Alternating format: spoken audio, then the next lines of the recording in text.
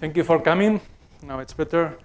My name is Jorge Lorenzo. I work in Telefónica in 11 parts, more specifically. That is the security part of Telefónica that is focused on development security products. And I want to tell you the experience that we have building a proxy for a telco operator. So 1 year ago, there was a reorganization in our company in Telefónica, and I have to move to this project.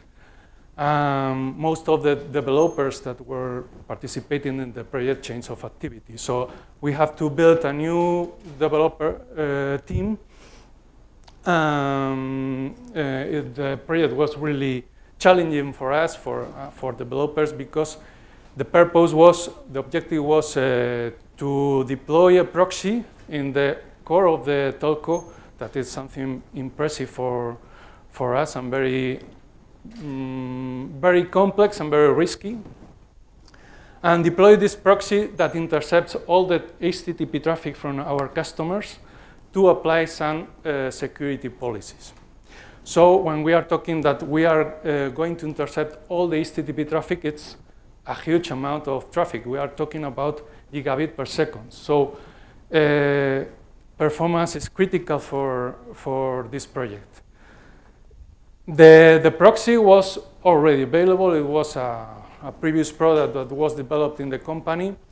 The basic idea was to deploy it, and it was going to be very simple. But as Forrest Gump said, shit happens, and what it looked like a very good idea, it turned into a bad decision, a bad design.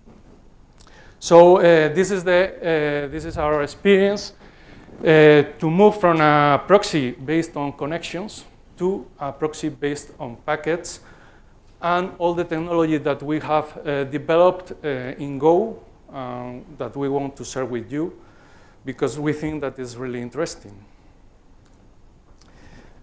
Well, the first point is starting at the initial point, and how many of you have developed a proxy? Can you raise the hands? Oh, that's nice, because it's very typical not to develop a proxy. And of course, all of us have developed a proxy based on connection. You have libraries, you have engines.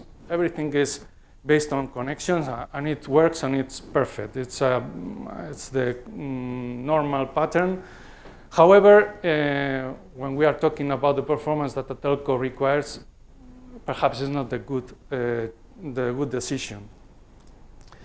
So before entering into the technical details, we are going to describe a bit about the service.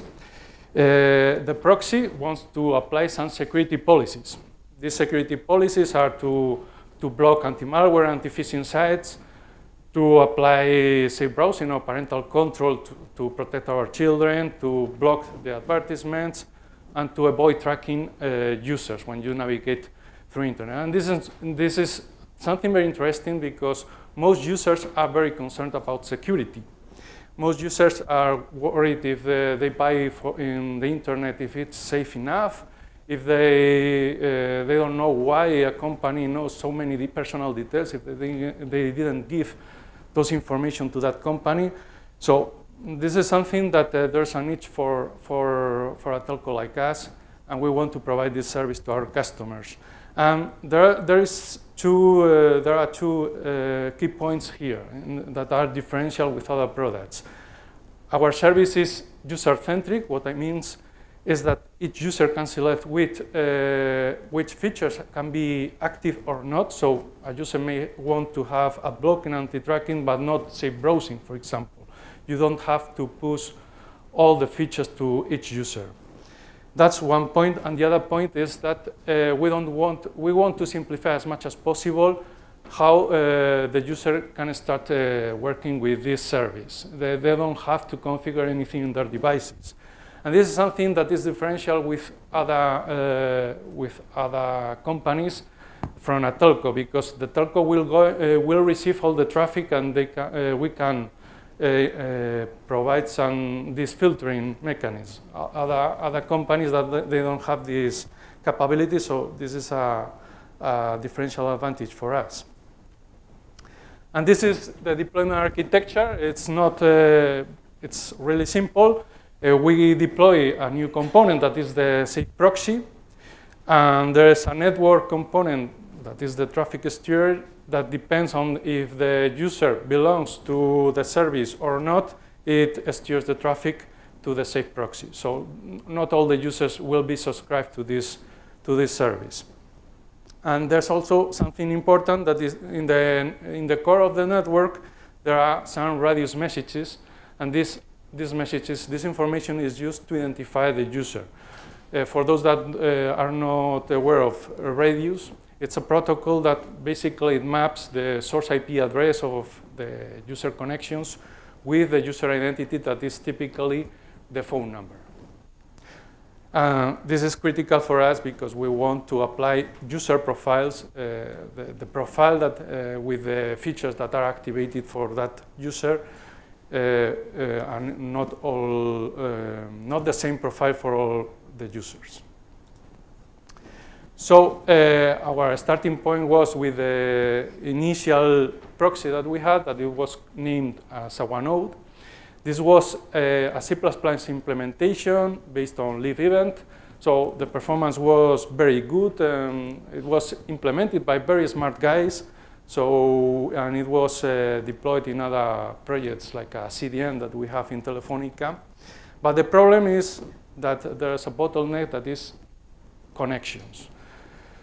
So we had a lot of problems related to connections by the architecture of design. We cannot enter into those details, but the main problem was the performance. So we have a target, and the Awanode couldn't achieve the target that we have.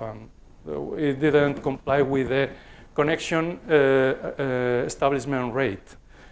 We didn't get even 50% of the target that we had. So we had to make to find an alternative because most of the time that we dedicating the project was to tune the system, and it was completely impossible. So we looked for different alternatives.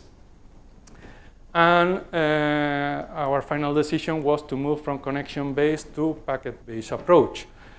This is something that was in the roadmap in the initial team to move for a packet-based approach. However, we are talking that this is a big change. Basically, it requires to start from scratch. So start from scratch for my team in C++ was a big issue, and we don't have the time. We don't have 2 years to develop this product. There's no time for nowadays to dedicate 2 years for projects. So, well, before that, packets are everywhere. It's in the initial of the internet. Routers are based on packets. They receive a packet. They look in the information of the packet, and they choose which network interface is going to route the packet based on a routing table, of course. But what we want is to implement a deep packet inspection, a DPI. The reason for that is that we need the domain name, the domain that is targeted but that addressed by the user in the connection. And this information is available at the application layer. So the main difference for a DPI is that the information is also in the application layer. And this is a big change because working with application layer, of course, is more difficult than in the IP or TCP layers. There were a lot of open source alternatives without entering into details, they were not user-centric, and this was key for us. So we had to look for other approach. And then we reached to if it was possible to implement it in Go. That's the reason that we are here. So it's not something very, very strange. We were experiencing Go language. We have experience in about 2 or 3 years developing other projects in Go. And the results were really good. We have a very good performance. It was very productive, and productivity is very important for us. The code was very easy to read, and it was robust, so everything was good. However, we didn't have experience working with packets. It's a completely new paradigm for apps. Of course, it's not a new technology, but it's something new. And we didn't know if Go provided support for working with this paradigm. So the first thing is if it's possible to decode and work with packets in Go, and of course it's possible. There's a library that is Go Packet. It's an official Go library that you can use to decode packets and to create packets. So Go Packet is based on layers. You have layers for Ethernet and other network protocols. You have layers for IP, UDP, TCP. However, you don't have layers for the application layer that it was also important for us, but that was not blocking because you could use there are a lot of libraries to parse the application layer, and you could use that. Here it is an example of how to use Go Packet to log the source, the IP addresses of a packet. The basic idea is that you create a parser. In the parser, you have an argument that is the initial layer that you are going to receive in the packet, and two layers and two arguments of those layers that you want to decode. Then you have a packet source, and you arrange that packet source to process each packet provided by the packet source. Decode the packet, and for each packet that includes the IP layer, then you print the IP addresses. That's pretty simple. And also you can create packets in the same way. So there's no problem to process packets, but the next point is how we can get the packets that are progressed in the hardware. No? How can we get this packet source? And for that, we have Linux. We have a NetFilter, that is the framework provided by Linux. That is part of the Linux kernel, and it provides how we can manipulate the packets, and you can have handlers to interact with that. Probably you haven't worked directly with NetFilter, but it's for sure you have worked with IP tables. IP tables is the Linux firewall that interacts with NetFilter. IP tables is in the user space, NetFilter is in the kernel. But what we want to use is a protocol that is called an NFQ that is part of NetFilter. And NFQ delegates the decision on packets, what we want to do with the packet, if we want to filter it or not. It is delegated to user space software. So we could build our application at the user space software, receive the packets, process it, do whatever we want to do.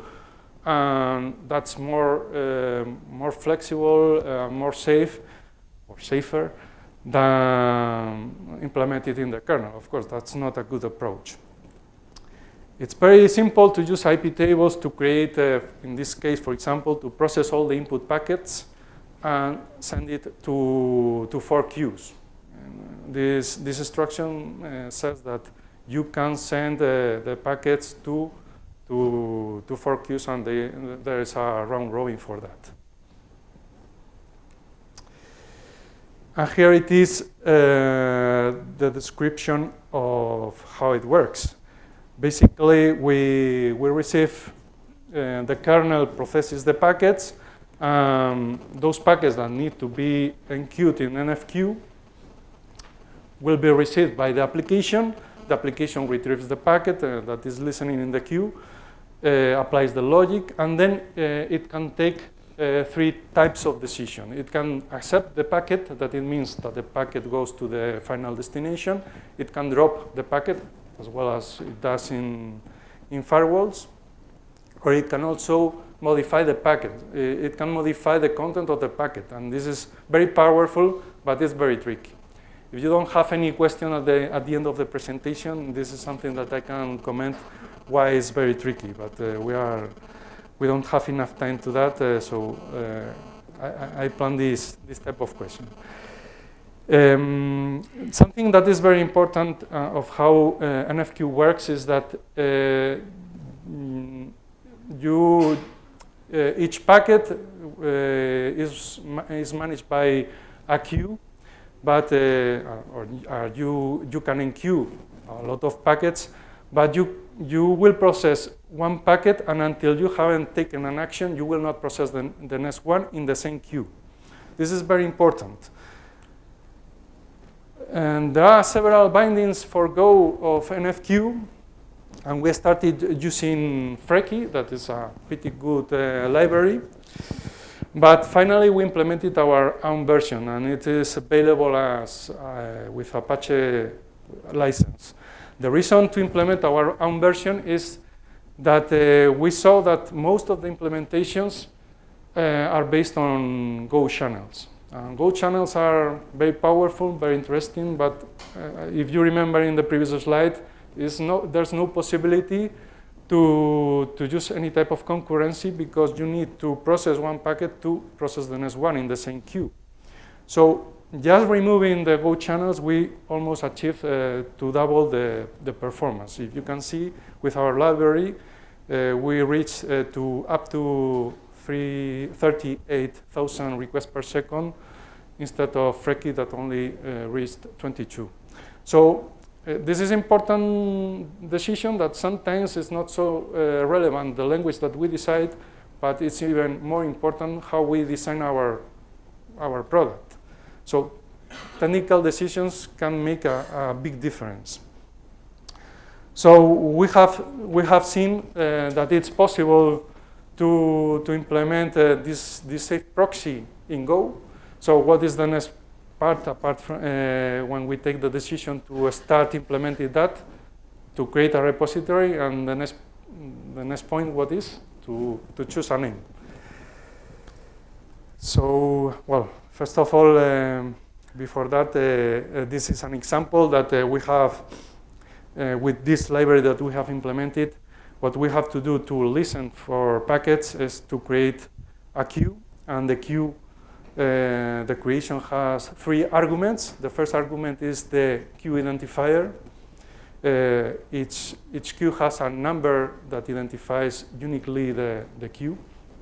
Then you have a handler. The handler is the function that will apply the logic to the packets, to accept it, to drop it. In this case, it's very simple, and it's only to accept all the packets.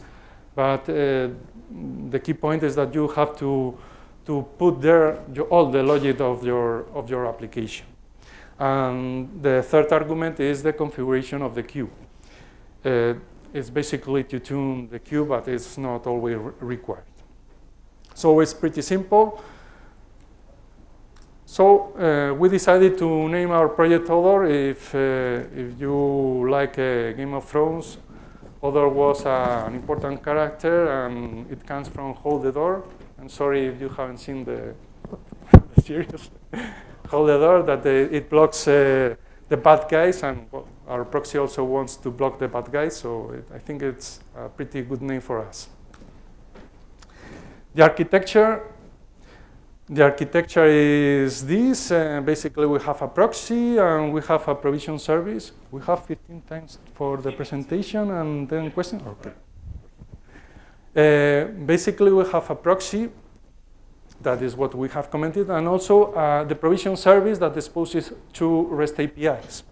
One REST API to manage the profile, the user profiles, so you can create the user profile and modify it, and another REST API to manage the radius mappings, so we can identify the users that are available. And what we have implemented our proxy is based on pipelines. We have a pipeline for each protocol. Currently, we cover 4 different protocols: HTTP, HTTPS, QUIC, and DNS. I don't know if you're familiar with QUIC. QUIC is a protocol promoted by Google that is basically HTTPS, but in UDP instead of TCP. So we have these 4 protocols, And we also support IPv4 and IPv6. It's not trivial to support IPv6, but we already support it, and it requires some effort from our side. Each pipeline could have several queues. So typically, depending on the amount of traffic that you expect in that protocol, you have to dimension it to have the queues that you require. But what is important is that you don't overlap between different protocols with the same queue. So you cannot have the queue 4 in HTTP and HTTPS. That's not possible.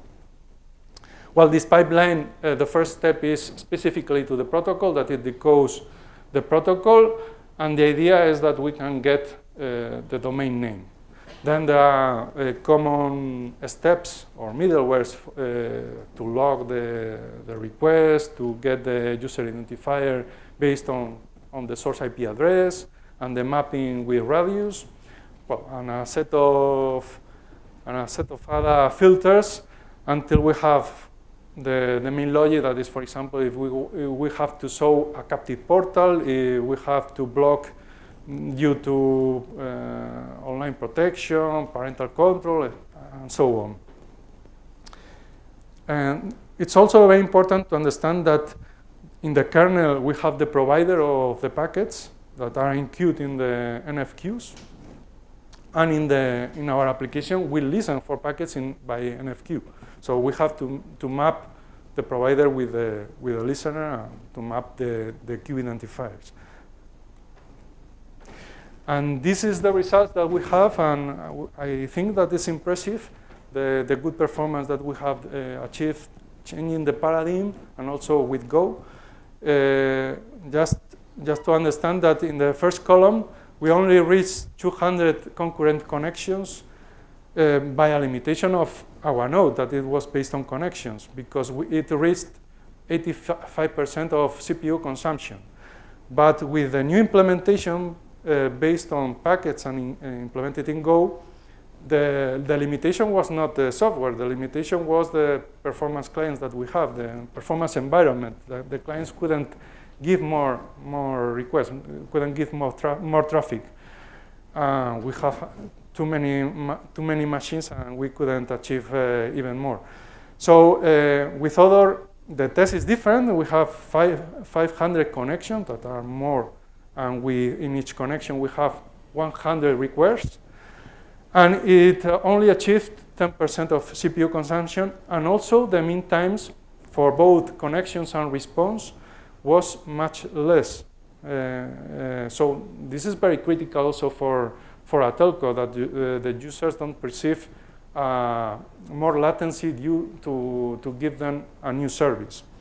So the performance was really impressive for us. Starting to work with packets, you have to change your mindset, and this is a big change. It's like passing to start using callbacks. You have to change the way you work. Basically, in this case, that we block a request, what we do when we take the decision of blocking the request is that we modify the packet. Instead of progressing the original packet, we modify and we create a reset packet that is reached to the block site, and to the browser we generate a raw packet that is another reset. In the case of a blocking page, what we do is exactly the same for the server. We send a reset packet, but for the browser we generate a raw packet that is a redirection, HTTP packet.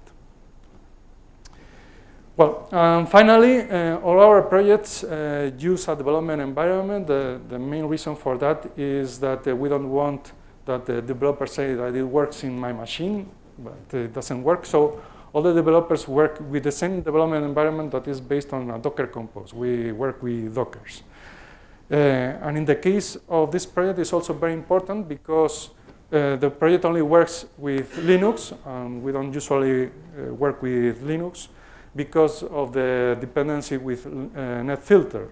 So the project includes a Docker compose that launches these 3 containers. The client that includes an Opera browser, that routes all the traffic to other, the container other, that is the proxy, and you have two possibilities: to route the traffic to the server, that is an engine server, or to route the traffic to the internet using a NAT. And finally, we have a make file that you can use very easy to configure, to launch the development environment, to build the project, and so on. So I would like I have a demo, and to launch the development environment, we have this target in makefile that we can. It doesn't take a long time by a very simple reason, because it's already created. But if you don't have the Docker file, it will take a long time. So we have launched the Docker Compose, and now we want to enter into the Docker container that is other. We are inside, and now we can build the software, we can deploy it, and all the things. We are just to launch the software. This is not like Java. It doesn't take 1 hour to start.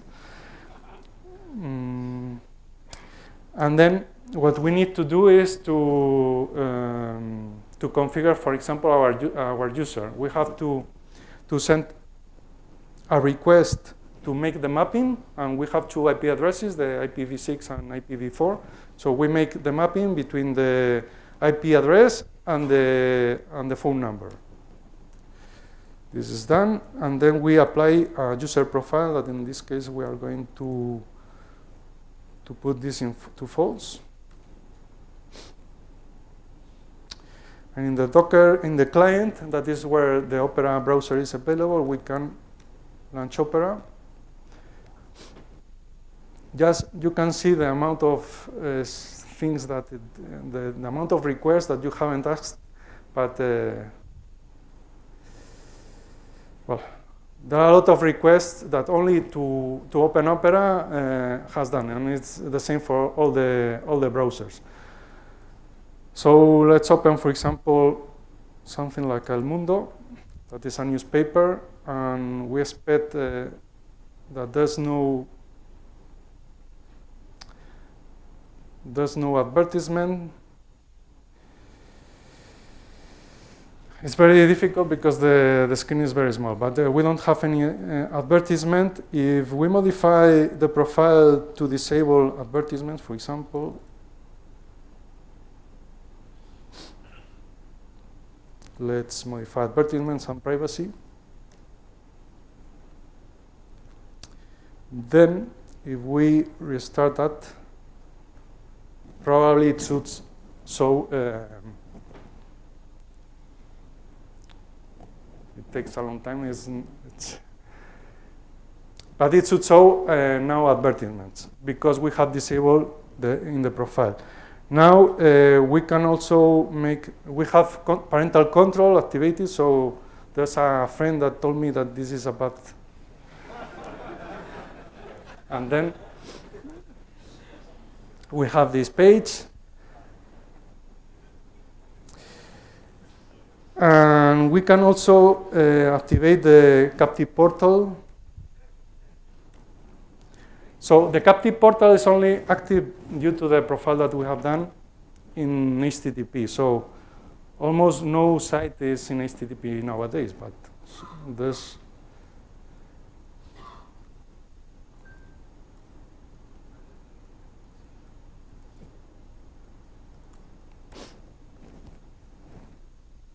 Well, and instead of going to Word reference, that is the HTTP site that I asked, it has been redirected to the captive portal, and in this case is the Telefónica site. Well, this is basically the demo that I wanted to do. And here it is, the references. We have an NFQ library that is open source, and we are working to make other also open source. Currently, it's not open source, but I think that in a few days, it will be open source. We have been working with the company to make it in this way. Just as a brief conclusions, I think that it has been a very challenging project for us. We have experience with Go. We have learned a lot, and the experience was really good, with a very good productivity, with a very good performance, with very good results. I invite you, when this project is open source, to have a try. It's very nice. That's all. If you have any questions.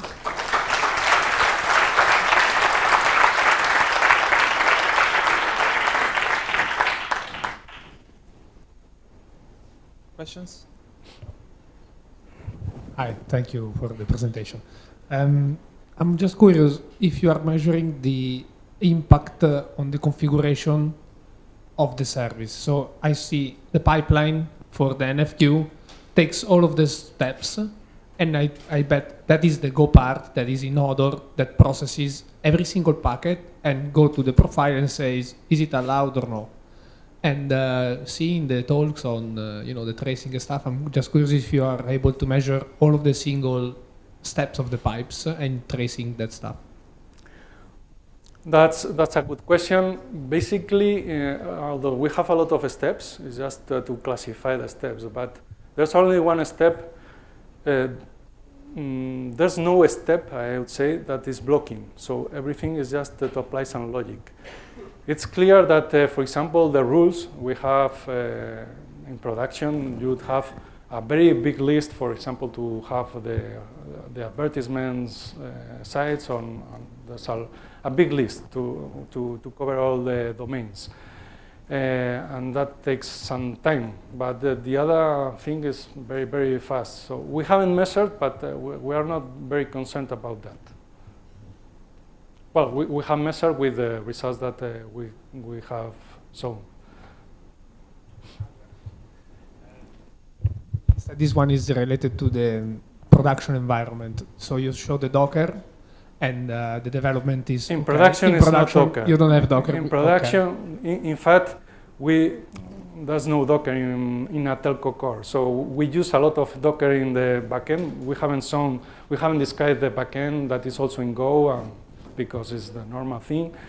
But in the core of the network, we don't have Docker, and what we do in our continuous integration pipeline is to create an RPM, and it's what we deploy. We have Ansible also to deploy it, but you cannot deploy automatically in the telco. A lot of limitations. Just curious instead if you face the problem with the networking of Docker in production, but you answered already, so no. Good. Thanks. More questions? That was very interesting, thank you. You obviously have a lot of requests. Do you have any special way of logging or metric handling or a way to know if things go wrong? Well, we have, sorry.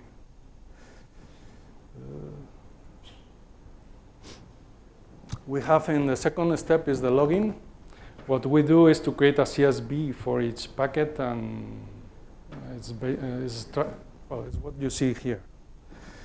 We create this CSV for each packet. Really, we don't process all the packets. We just process the packets that we are interested in, and we filter those, and only other will receive those packets and process it. So basically, for each request, and in the case of HTTPS and Quick is for connection, we will generate a line like this, and we can take metrics of it was blocked for which user, and we can generate this type of information that is very relevant for our business. For problems, we also have log files that if there's any problem. But there's a very interesting point when we work with connection proxy against a packet proxy. If a proxy crashes in a connection mode, all the connections disappear.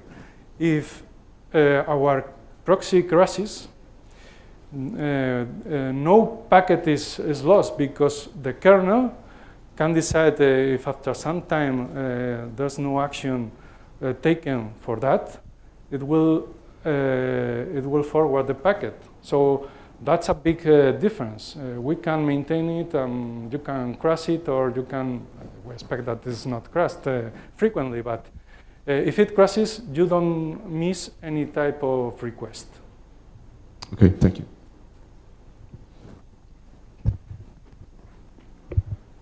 Hi, you said that you use REST services for those user profiles, right?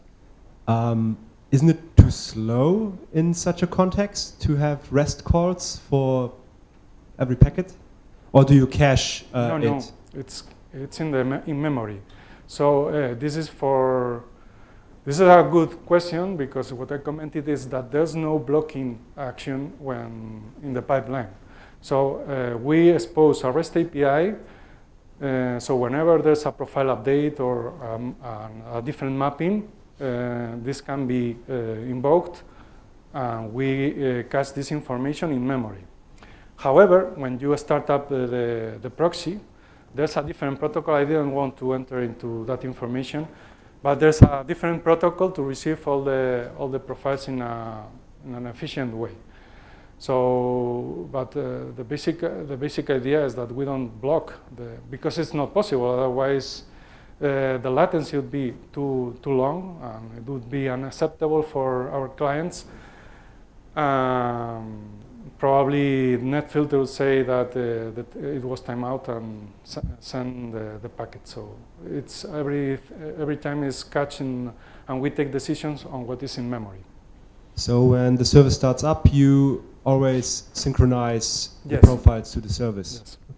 Cool, thank you. More questions? No?